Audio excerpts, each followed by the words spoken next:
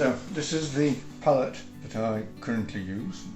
It's pretty much the conventional palette I use for most of my painting, in fact, but it serves also for portrait painting. So set out roughly in the sequence of the spectrum from red through, ignore the brown, that's sort of just an outlier.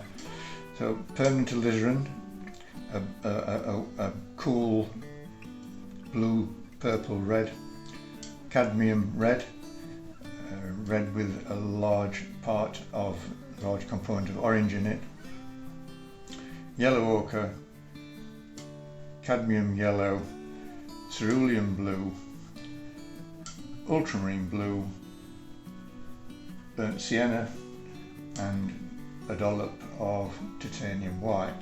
And for this demonstration I've just got some Winsor & Newton Artists White Spirit in the little dipper.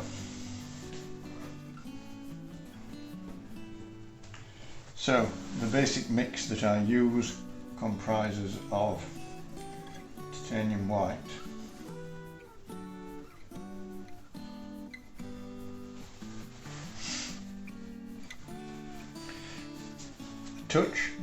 just a touch of cadmium red,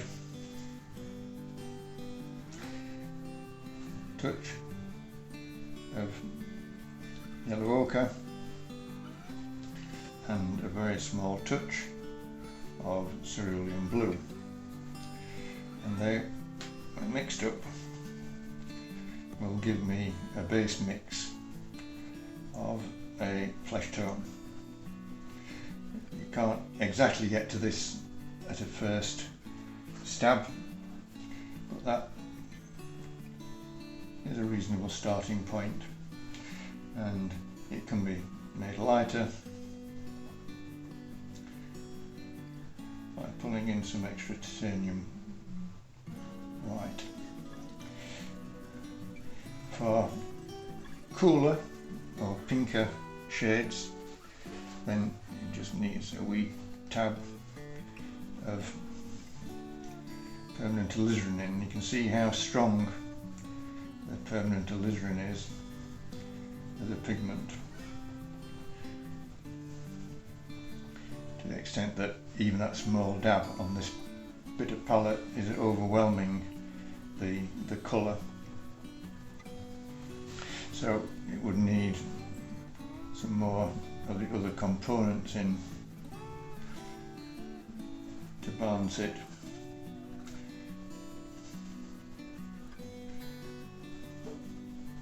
And to knock it back a bit.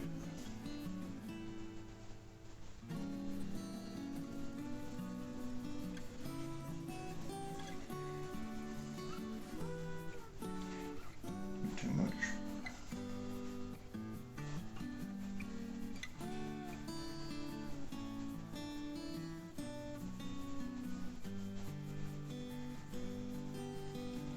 And then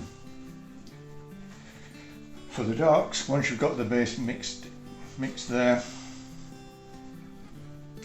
put a few more of the basic ingredients on the palette just for the sake of making this mix. We need a very small amount of the reds at all stages, and not so much of the cerulean blue either.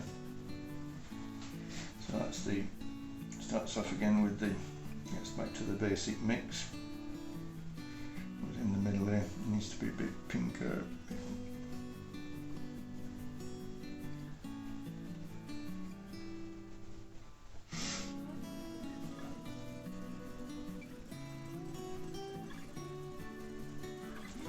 And now a bit lighter for the base mix. And this will be, the bits being mixed now will be a kind of mid-tone for a normal portrait.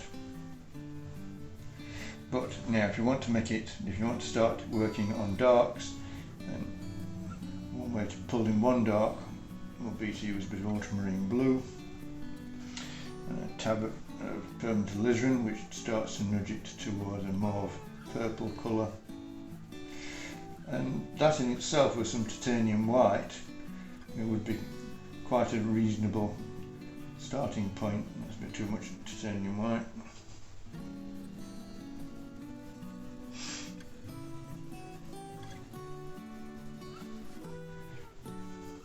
But you can adjust this to get to a mauve shade that would start to be useful for a cool shadow side on the cooler side of the face, the portrait.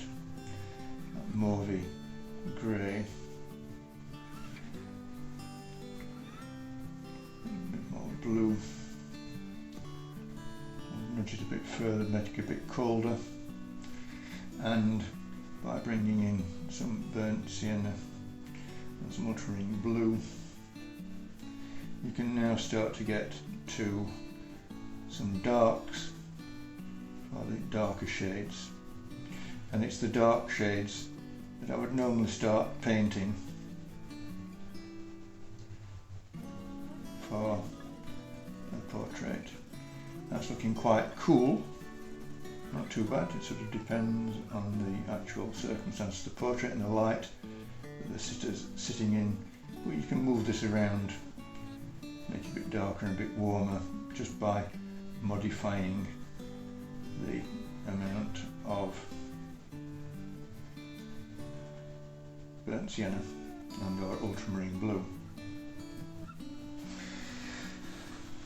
And that kind of combination now gives me an array, a basic starting point. Within any one portrait, you're likely to find lots and lots of different variants on this, a bit light, a bit darker. But this usually is a fairly good starting point